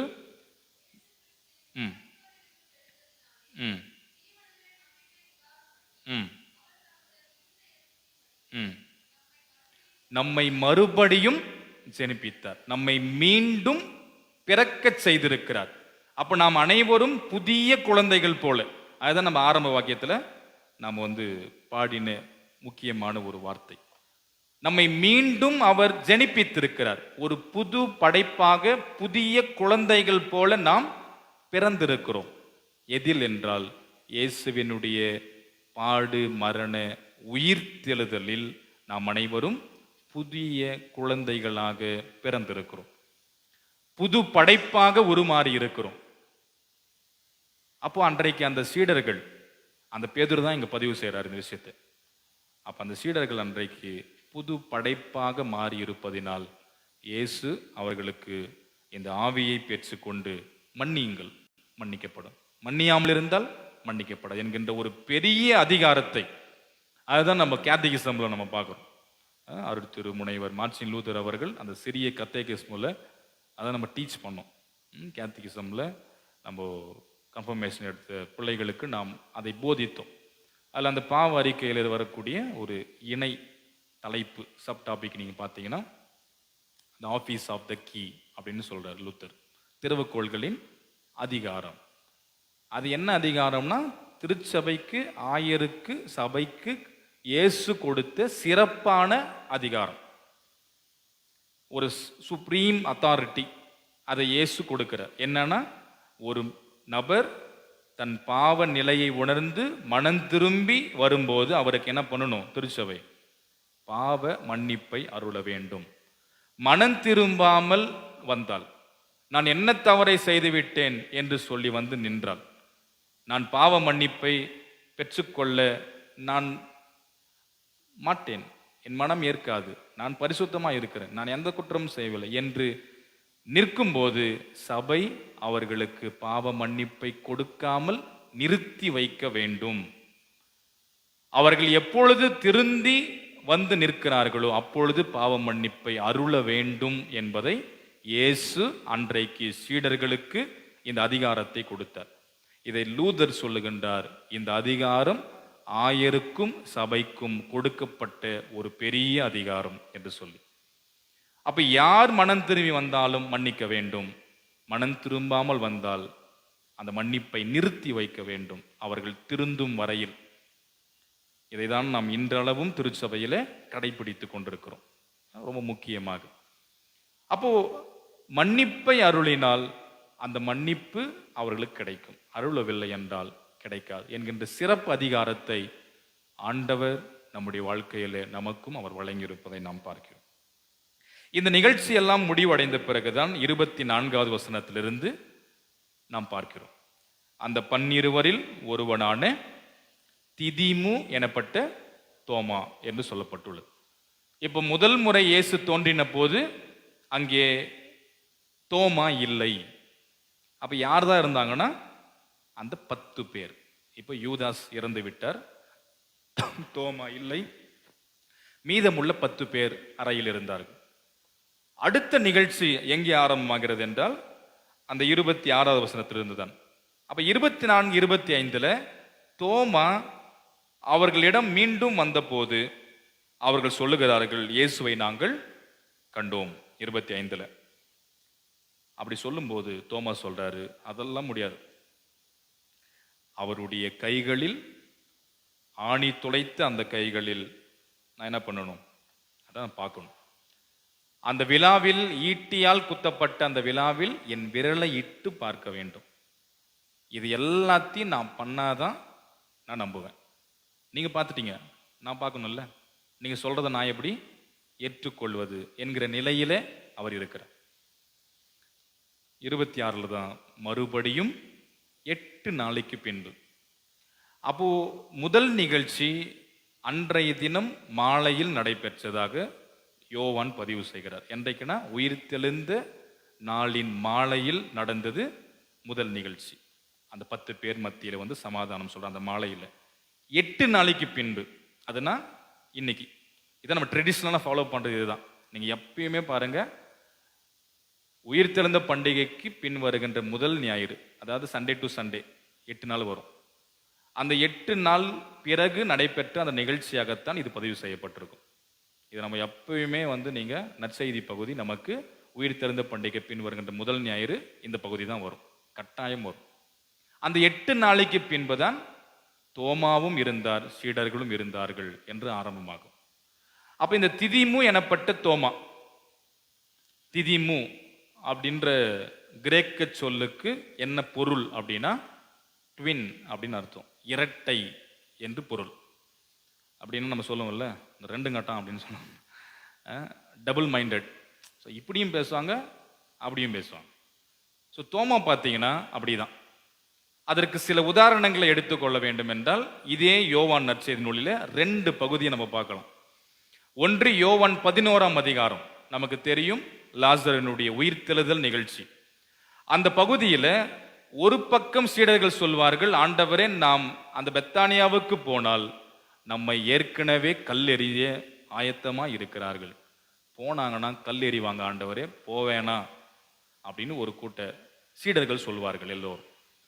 அப்படி இருக்கும்போது இயேசு என்ன செய்வார்னா ஒரு குறிப்பிட்ட ஸ்டேஜுக்கு பிறகு வாங்க போலான்னு கூப்பிடுவார். அப்ப தோமா சொல்லும் வார்த்தை யோவான் 11:16 வாசிங்க.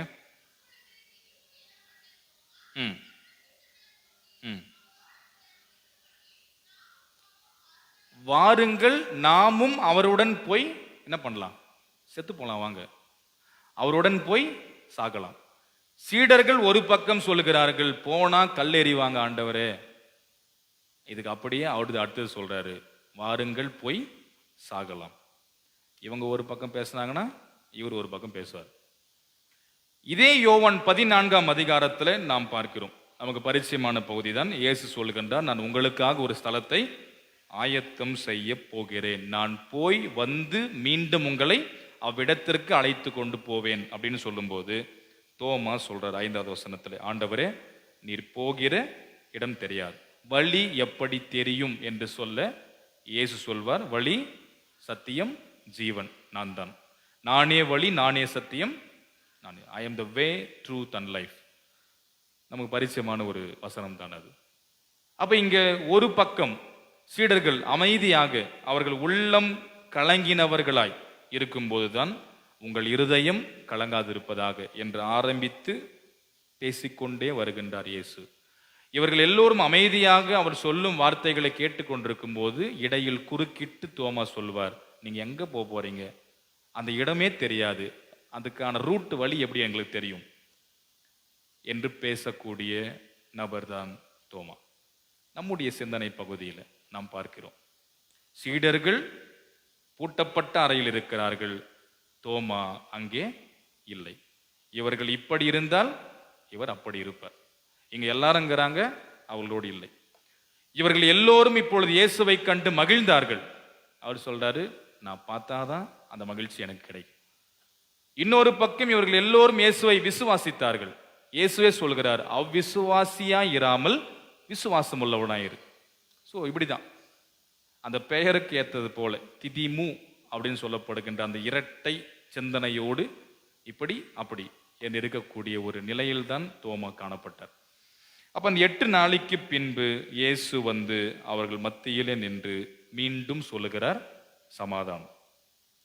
பின்பு அவர் 27 வசனத்துல தோமாவை பார்த்து, நீ உன் விரலை இங்கே நீட்டி என் கையை பார், உன் கையை நீட்டி என் விலாவிலே வை, அவ்விசுவாசமாய் இராமல் விசுவாசம் உள்ளவனாய் இரு என்றார். அப்போ இதை சொன்ன மாத்திரத்துல தோமா என்ன பண்ணல, அவர் சொல்றதை செய்யல, தொட்டு பார்க்கறதோ விரலிட்டோ கையிட்டு எதையும் பண்ணல. மாறாக 28 பார்க்கிறோம், இதை கேட்ட தோமா இதை என்ன பண்ணல, அவர் எக்ஸ்பிரிமெண்ட் பண்ணி பார்க்கல, செஞ்சு பார்க்கறதெல்லாம் இல்லை. மாறாக, என் ஆண்டவரே என் கடவுளே, my lord and my god என்று அங்கே தோமா ஒரு பெரிய விசுவாச அறிக்கையை சொல்றார். இதை நம்முடைய லூதர் அவர்கள் என்ன சொல்றாருன்னா, இது ஒரு பெரிய ஒரு உச்சக்கட்ட விசுவாச அறிக்கை அப்படின்னு மார்ட்டின் லூதர் அவர்கள் சொல்றார். ஏன்னா இதுக்கு முன்னாடியே வந்து இயேசு கேட்பார் சீடர்களிடம், மக்கள் என்னை யார் என்று சொல்லுகிறார்கள். அதெல்லாம் சொல்லி முடிச்சுட்டு நீங்க யாருன்னு சொல்றீங்க? ஓ பேதுரு சொல்றார், நீ ஜீவனுள்ள கடவுளின் குமாரனாகிய கிறிஸ்து. அப்ப அந்த சன் ஆஃப் லிவிங் காட் அப்படின்னு ஒரு ஸ்டேட்மெண்ட்டை வந்து பேதுரு வழங்குவார். இதை கடந்து இங்கே தோமா இயேசுவை ஆண்டவராகவும் கடவுளாகவும், இதான் நம்ம விசுவாச அறிக்கையில நம்ம செய்யறோம். எந்த விசுவாச அறிக்கை? அத்தனாசியஸ் என்பவரின் விசுவாச அறிக்கையில பிதா கடவுள், குமாரனும் கடவுள், பரிசுத்த ஆவியும் கடவுள் ஆகிலும் 3 கடவுள்கள் இல்லை, கடவுள் ஒருவரே, ஆனால் மூவரையும் தனித்தனியாக கடவுள் என்றும் கர்த்தர் என்றும் இந்த கிறிஸ்தவ மார்க்கம் நமக்கு போதிக்கிறது அப்படின்னு அந்த அத்தனாசியஸ் விசுவாச அறிக்கையில பாட்டு புத்தகத்துல 68வது புத்தகத்துல ரொம்ப கிளியரா சொல்லப்பட்டிருக்கு. ஸோ கடவுள், கிறிஸ்துவும் கடவுள், பிதாவும் கடவுள், பரிசுத்த ஆவியும் கடவுள், 3 கடவுள் இல்லை, கடவுள் ஒருவர் தான். அப்ப இயேசுவை இந்த திருமறையில கடவுள் என்று அடையாளப்படுத்தினவர் யாரு? ரொம்ப ஓப்பன் ஸ்டேட்மெண்ட்டா சொன்னவர் தோமா தான். அதான் நீங்க சென்ட் தாமஸ் மவுண்ட் போயிட்டு இருப்பீங்களே, கண்டிப்பா போயிருப்பீங்க. அந்த மவுண்ட்ல அந்த சர்ச்சுக்கு வெளியவே அந்த வாசகம் இருக்கும், my lord and my God, என் ஆண்டவரே என் கடவுளே. அது ரொம்ப ஒரு பெரிய ஒரு விசுவாச அறிக்கை.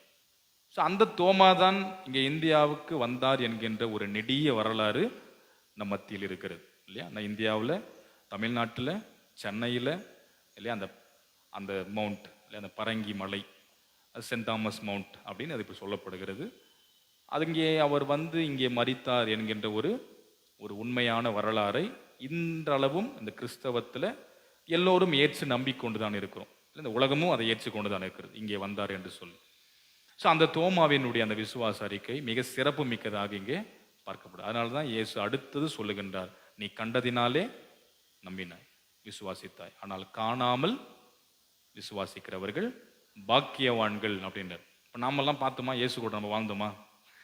இல்லையா, நம்ம வாழல. ஆனால் என்ன பண்ணுறோம்? பயங்கரமான விசுவாசத்தை, நம்பிக்கையை அவர் மீது நாம் பதித்து வைத்திருக்கிறோம். அப்போ கண்டதினால் நம்பினால், காணாமல் நம்புகிறவர்கள் தான், விசுவாசிக்கிறவர்கள் தான் பாக்கியவான்கள். ஸோ நாம் காணாமல் இன்றளவும் அந்த இயேசுவை விசுவாசித்துக் கொண்டிருக்கிறோம். அப்போ நாம் அனைவரும் யார்? பாக்கியவான்கள், பாக்கியவதிகள். அந்த விசுவாசம் அவர் மீது என்றும் நம்முடைய வாழ்க்கையில் இருக்க வேண்டும்.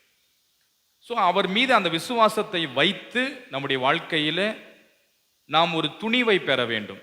நம்முடைய வாழ்க்கை அந்த பயங்கள் எல்லாம் கடந்து ஒரு உத்வேகத்தையும் ஆற்றலையும் பெற்றவர்களாக நாம் மாற வேண்டும். அதை தான் இயேசு அன்றைக்கு சீடர்களுக்கு வழங்கினார். நடுக்கத்திலே, பயத்திலே, யூதர் பயத்திலே மூழ்கி இருக்கும்போது அவர்களை திடப்படுத்துகிறார், சமாதானத்தை கூறி தைரியமா இருங்கள் என்று சொல்லி. இப்படி யூதர்களுக்கு பயந்திருந்த இந்த சீடர்கள் எப்படி ஆற்றல் மிக்கவர்களாக மாறினார்கள் என்பதை தான் நம்முடைய முதல் திருமறை பகுதி. அது பழைய ஏற்பாட்டு பகுதி தான் சொல்லாதீங்க, அதை ஃபர்ஸ்ட் ரீடிங் அப்படின்னு சொல்லிடுங்க, சரிங்களா? இதுக்கப்புறம் ஓகேங்களா? பழைய ஏற்பாட்டு பகுதிக்கு பதில் புதிய ஏற்பாட்டில் இருக்கிறது தான் அப்போஸ்தலர் நடவடிக்கைகள் புத்தகம், அப்படி தானே? சரிங்களா? யூஸ்வலாக அப்படி தான் வரும்.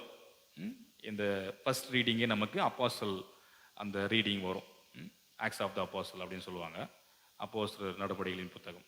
அதனால முதல் திருமறை பகுதி அப்படின்னு சொல்லி, இல்லைன்னா பழைய ஏற்பாட்டுக்கு பதில் புதிய ஏற்பாட்டில் அப்போஸ்தலர் நடவடிக்கைகள் அப்படின்னு சொல்லுங்க. அப்போ அந்த பகுதியில் நீங்கள் பார்க்கும்போது குறிப்பாக 5ஆம் அதிகாரத்தில் சீடர்களை ஒரு ஆலோசனை சங்கத்தில் நிற்க வைத்தார்கள். அவர்களை கைது செய்தார்கள், அடித்தார்கள், அவர்களை ஒரு வழி ஆக்கினார்கள். இப்படி இருக்கும்போது இந்த இயேசுவை பற்றி நீங்க எங்கேயும் சொல்லக்கூடாது என்கின்ற ஒரு நிபந்தனையை விதித்தார்கள். 30வது வசனத்துல 29, 30 பேதுரு சொல்லுகின்றார், பேதுருவும் மற்ற அப்போஸ்தலரும் மனுஷருக்கு கீழ்ப்படிவதை பார்க்கிலும் கடவுளுக்கு கீழ்ப்படிவது அவசியமானது. நீங்க சொல்றீங்க, ஆனா யார் கீழ்ப்படினோம்? கடவுள் ஒருவருக்கு. நீங்கள் மரத்திலே தொங்க வைத்து கொலை செய்த இயேசுவை நம் பிதாக்களின் கடவுள் எழுப்பி இஸ்ரவேலுக்கு மனம் திரும்புதலையும் பாவ மன்னிப்பையும் அருளும்படி அவரை அதிபதியாகவும் இரட்சகராகவும் தமது வலது கரத்தினால் உயர்த்தினார் என்பதை அவர்கள் சாட்சியாக துணிவோடு தைரியமாய் சொன்னார்கள். அப்ப இந்த நற்செய்தி பகுதியில் பாருங்க, யூதர்களுக்கு பயந்திருந்தார்கள். இப்பொழுது அந்த யூதர்களுக்கு முன், அந்த யூதர்கள் என்பதை கடந்து யூத சமூகத்தில் இருந்த பெரிய அதிகாரிகள், இதுக்கு முந்தைய வசனங்களை படிக்கும்போது நமக்கு தெரியும், அங்கே பிரதான ஆசாரியர்கள், சதுசேயர்கள், இவர்கள் எல்லோரும் இருக்கிறார்கள். அந்த சமூகத்தில் இருந்த உயர்மட்ட அதிகாரிகள் எல்லோரும் குழுமி இருக்கக்கூடிய அந்த முக்கியமான ஆலோசனை சங்கத்தில் இவர்கள் துணிச்சலோடு பேதுரும் அப்போஸ்தலரும் சொல்றாங்க, நீங்க கொன்றீங்களே, நீங்க சாகடிச்சிங்களேடா, அவரை கடவுள் மரித்தோரிலிருந்து உயிரோடு எழுப்பினார், நாங்கள் அதற்கு சாட்சிகள். என்ன பண்ண முடியும் உங்களால? இப்படி பேசிக் கொண்டிருக்கும் போதுதான் அங்கே ஒருவர் இருந்தார். 34வது வசனத்துல கமாலியல் என்னும் பரிசேயன் இருந்தார். அவர் சகல ஜனங்களிலும் அவர் மதிப்பை பெற்ற நியாய சாஸ்திரி இருந்தார். அவர் சொல்றார், இவங்களை எல்லாம் என்ன பண்ணுங்க, கொஞ்சம் வெளியே அனுப்புங்க. அந்த சீடர்களை எல்லாம் வெளியே அனுப்பிவிட்டு அந்த ஆலோசனை சங்கத்துல இந்த கமாலியல் என்கின்ற மதிப்புமிக்க நியாய சாஸ்திரி பேசுகிறார். என்ன பேசுறாருன்னா, இவர்களை குறித்து நீங்க என்ன பண்ணுங்க, எச்சரிக்கையா இருங்கள். இந்நாட்களுக்கு முன்னே 36வது வசனத்துல ஒருவன் தோன்றினான், தெயூதாஸ் அப்படின்னு சொல்லக்கூடிய ஒருவன் தோன்றினான். தன்னை ஒரு பெரியவனாக பாராட்டி கொண்டான். ஏறக்குறைய 400 பேர் அவனோடு சேர்ந்தார்கள். அவன் கொலை உண்டான், அவனை நம்பின அனைவரும் சிதறுண்டு அவமானார்கள் என்று சொல்லப்பட்டுள்ளது. 37வது வசனத்துல அவனுக்கு பின் வாசிங்க அது.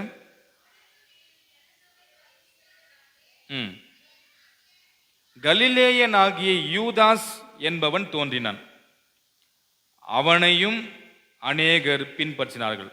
இயேசுவின் சீடர் யூதாஸ் அல்ல, இவர் இன்னொரு யூதாஸ் தோன்றினான். அவனையும் அநேகர் பின்பற்றினார்கள். அநேக ஜனங்களை அவன் இழுத்தான், தன் வசம் இழுத்து வைத்தான். அவனும் அழிந்தான், அவனை நம்பின அனைவரும் சிதறடிக்கப்பட்டார்கள். இப்பொழுது நான் உங்களுக்கு சொல்லுகிறேன், இந்த மனுஷருக்கு ஒன்றும் என்ன பண்ணாதீங்க, செய்யாதீங்க, இவர்களை விட்டு விடுங்கள். இந்த யோசனையாவது இந்த காரியமாவது மனுஷனிடமிருந்து அது உண்டாயிருந்தால் அது ஒளிந்து போகும், கடவுளிடமிருந்து இது உண்டாயிருந்தால் அது ஒருபோதும் ஒளியவே ஒளியாது. ஆகையினாலே கொஞ்சம் யோசிங்க, நீங்க கடவுளுக்கு எதிராக போர் செய்கிறவர்களாய் மாறிவிடாதீர்கள். இந்த நபர்களை குறித்து எச்சரிக்கையாக இருங்கள். இவர்களெல்லாம் அழிந்தார்கள், நாங்களை பெரியதாக காட்டிக்கொண்டார்கள், அவர்களை பின்பற்றினார்கள். இவர்கள் அழிந்தார்கள், அவர்களை பின்பற்றினவர்களும் அழிந்து போனார்கள். இவர்களும் உருவாகியிருக்கிறாங்க. ஆனால் இவர்கள் யாரால் உருவாகியிருக்கிறார்கள் என்பதை யோசிங்க. ஒருவேளை மனுஷனால் என்றால் இவர்களும் அழிவார்கள், இவர்களை பின்பற்றுகிறவர்களும் அழிவார்கள். அதுவே கடவுளால் என்றால் இவர்களும் அழிய மாட்டார்கள், அவர்களை பின்பற்றுகிறவர்களும் அழிய மாட்டார்கள். அன்றைக்கு அவர் அவர்களை விடுக்க சொன்னார். விட்டுருங்க, இவங்களை பார்த்துக்கலாம் என்ன நடக்குதுன்னு சொல்லி. அதே போல் அவர்கள் விட்டார்கள். எப்படி விட்டார்கள் என்றால் 39:40 வசனம் வாசிங்க.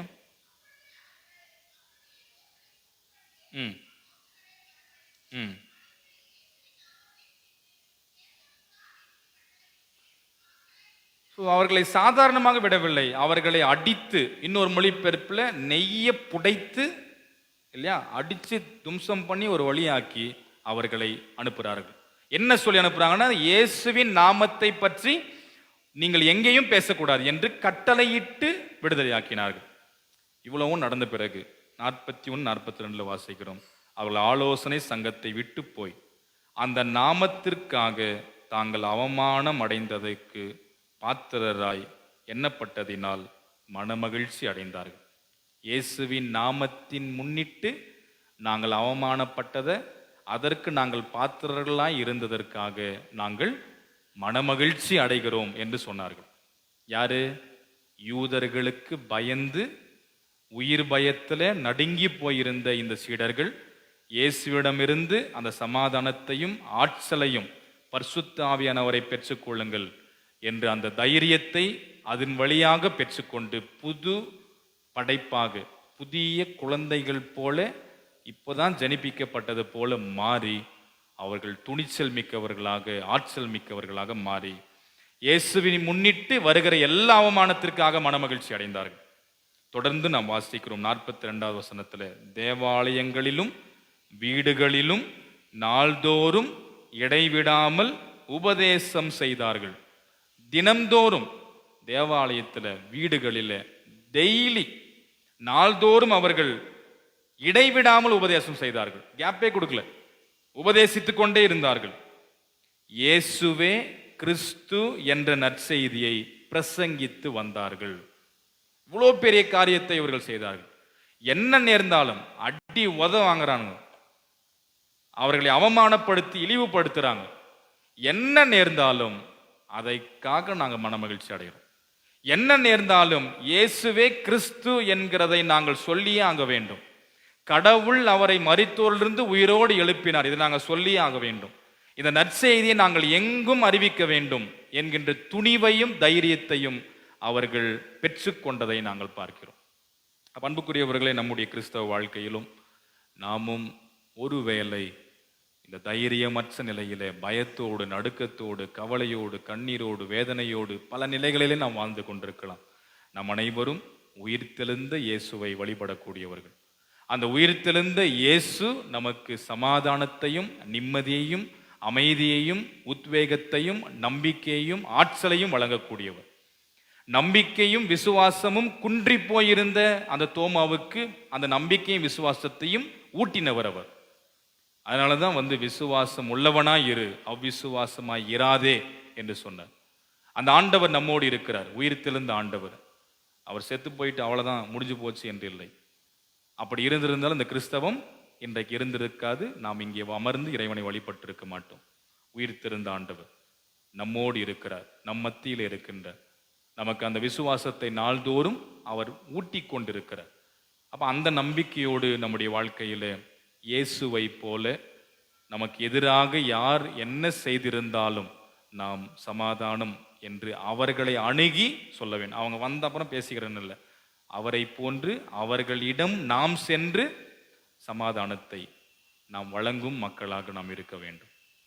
பிறருடைய பாவத்தை மன்னிக்கும் மக்களாக நாம் இருக்க வேண்டும். நாம் அவரிடமிருந்து மன்னிப்பை பெற்றோம், நாம் பிறருக்கு அந்த மன்னிப்பை வழங்கும் மக்களாக இருக்க வேண்டும்.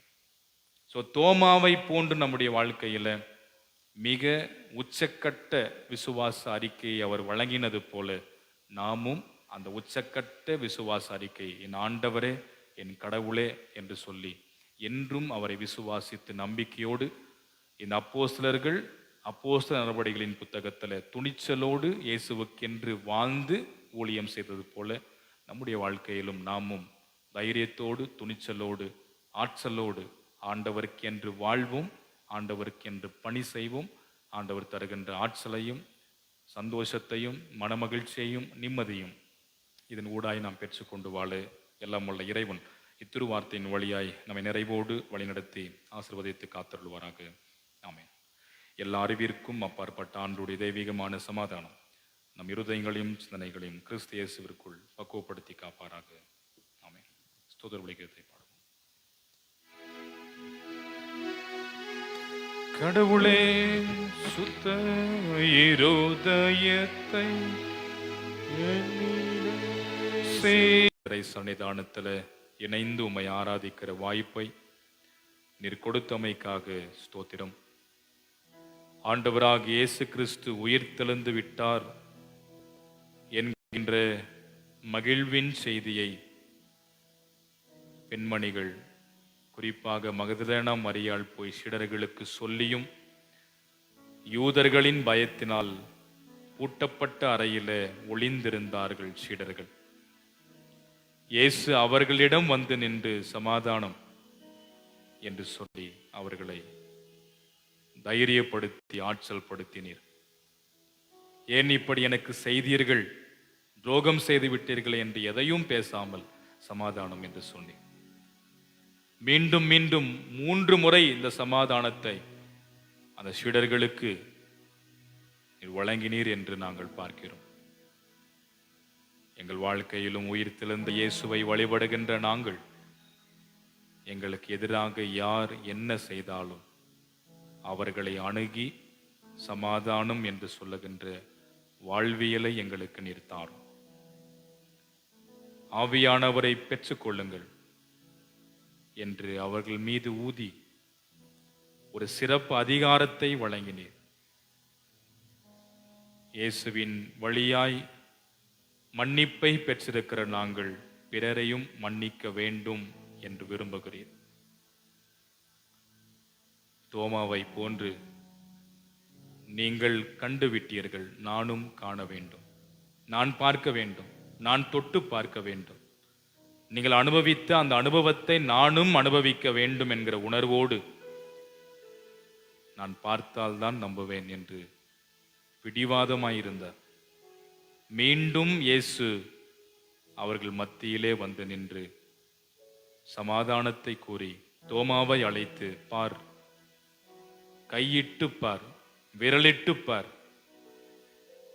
என் ஆண்டவரே என் கடவுளே என்கின்ற ஒரு பெரிய உச்சக்கட்ட விசுவாச அறிக்கையை, இயேசுவை ஆண்டவராகவும் கடவுளாகவும் அறிக்கை செய்த ஒரு முதல் நபராக தோமா காணப்பட்டதை நாங்கள் பார்க்கிறோம். கண்டதினால் நம்பினால் காணாமல் நம்புகிறவர்களே பாக்கியவான்கள். அவ்விசுவாசமாய் இராமல் விசுவாசம் உள்ளவனாய் இரு என்று சொல்லி விசுவாசத்தை, நம்பிக்கையை அன்றைக்கு தோமாவுக்கு இயேசு ஆகிய நீர் வழங்கினீர் என்று நாங்கள் பார்க்கிறோம். அன்பின் ஆண்டவரே, எங்கள் வாழ்விலும் தோமாவை போன்று இயேசுவை உச்சக்கட்ட நிலையில எங்களுடைய விசுவாசத்தை அறிக்கை செய்யும் மக்களாக, அவரை ஆண்டவராக கடவுளாக என்றும் நாங்கள் பார்த்து பாவித்து வழிபடுகிறவர்களாயிருக்க அருளைத்தார்.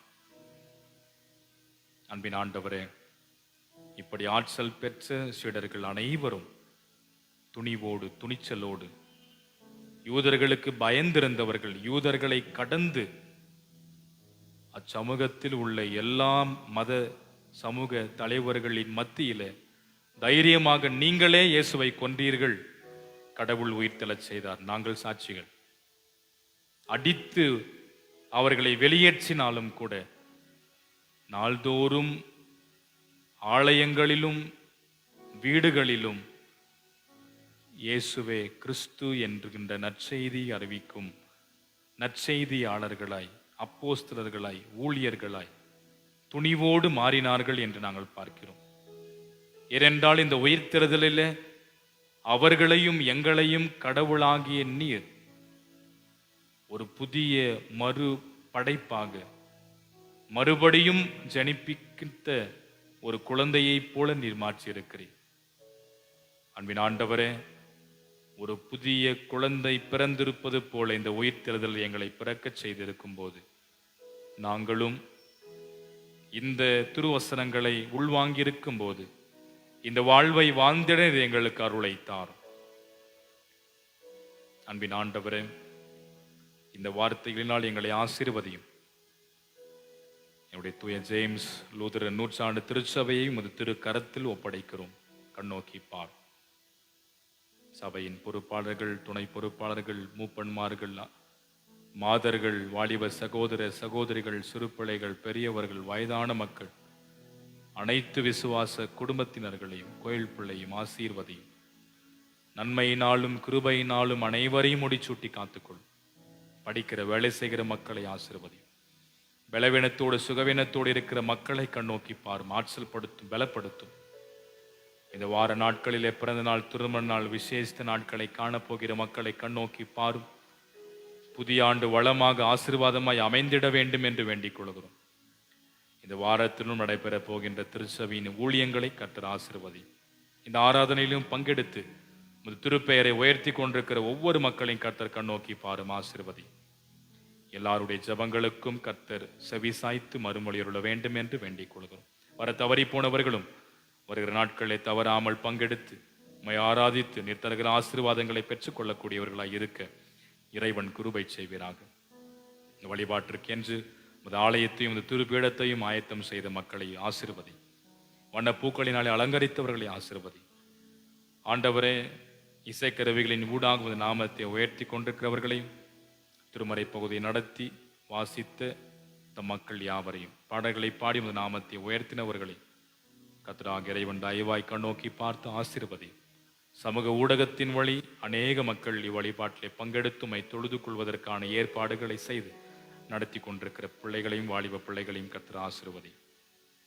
இந்த கிருபை எங்களோடு கூட தங்கியிருக்கட்டும். உடைய தேசத்தை உமது திருக்கரத்தில் தருகிறோம்.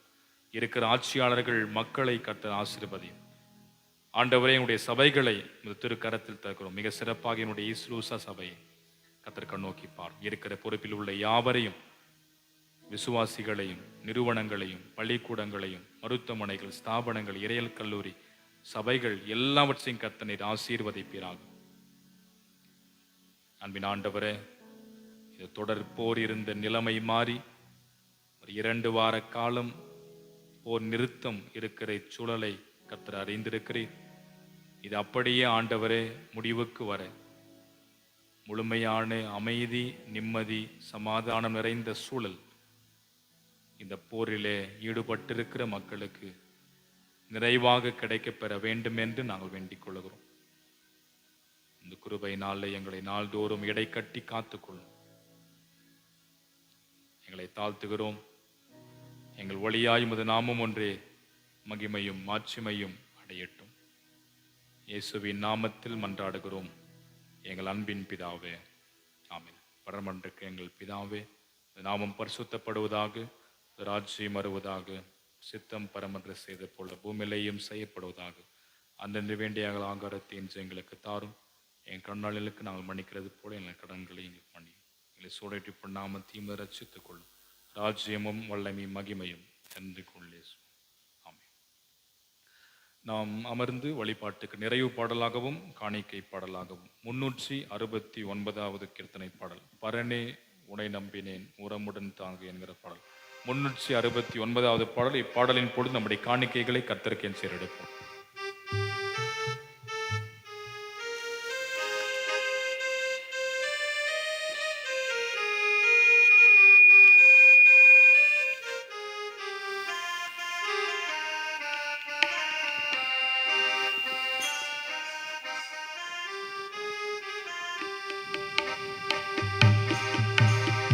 பரனே உனை நம்பினே உரமுடன் தாங்கையா. பரனே உனை நம்பினே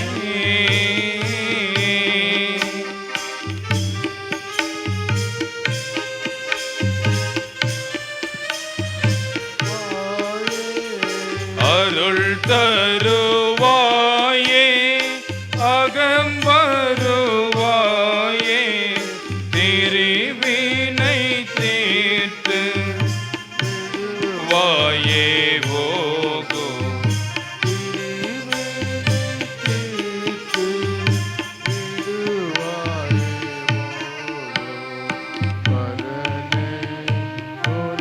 நம்பினே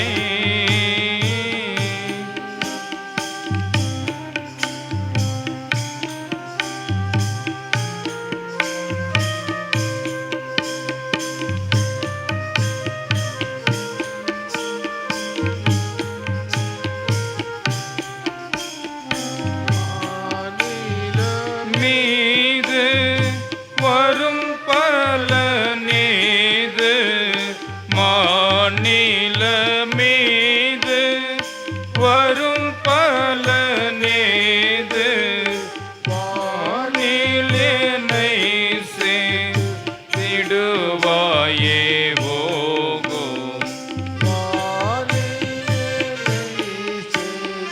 திடுவாயே ஓகோ பரனே உனை நம்பினே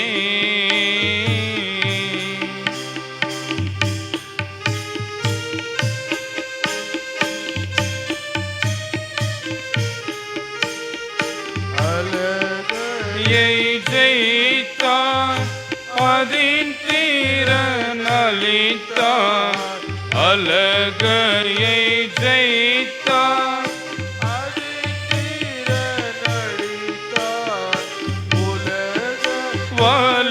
வலுக்கனைத்தும் துடைத்தாய் ஓகோ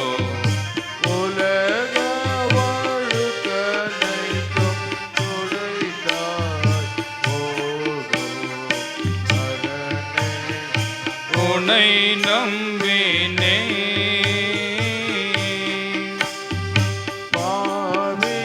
பாவிகளுக்காக பரனே பாவிகளுக்காக பரனே நீசாக உலகில் வந்ததற்காக ஓகோ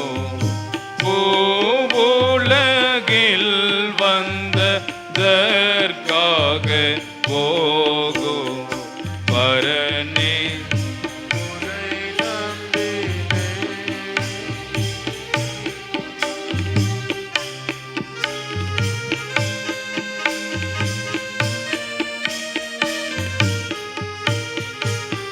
தீயர்கள் உய்ய தேவரீர் செய்ய தீயர்கள் உய்ய தேவரீர் செய்ய மாய உலகில் வந்து மாண்டாய் போகோ மாய உலகில் வந்து மாண்டாய் ஓகோ தரணி உனை நம்பினே விசுவாசம் தரவும் விசும்பில் யான் வரவும்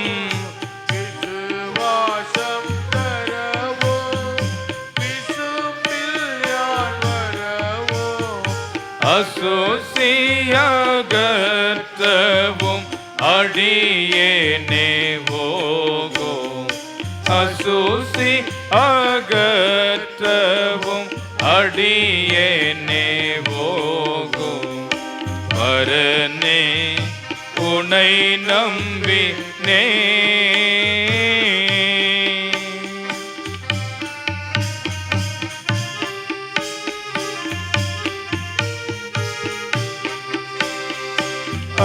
அங்கத்தில் நோயும் ஆன்மாவில் பேயும் அங்கத்தில் நோயும் ஆன்மாவில் பேயும் பங்கப்படுத்தவே பார்க்கிறதே ஓ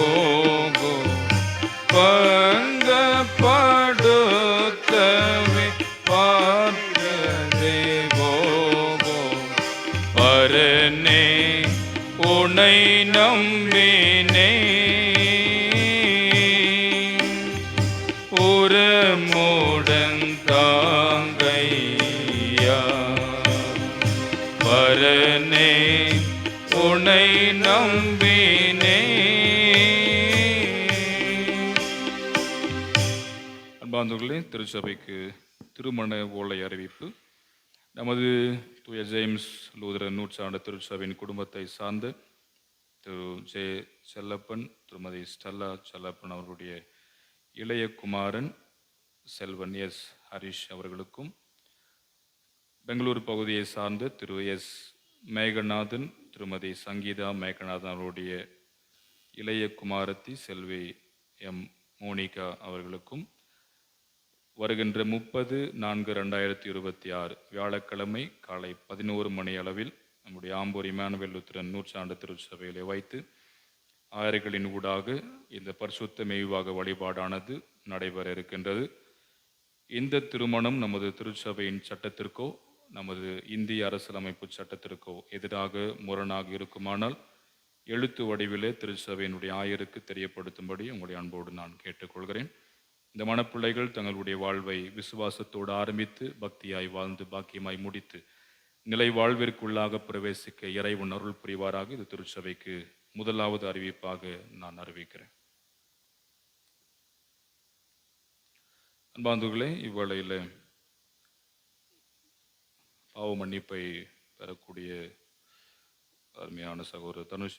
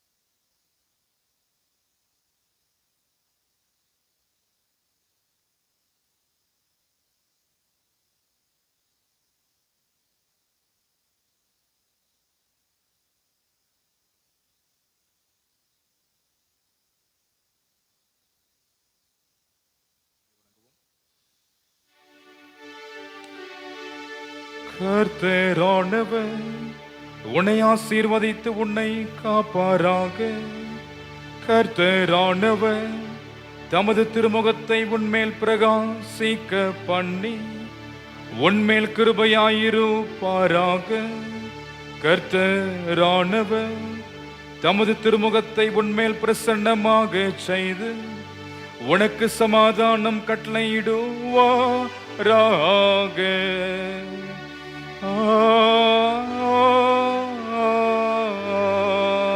ஆமென்.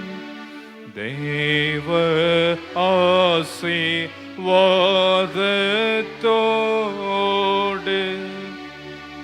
அடியாரை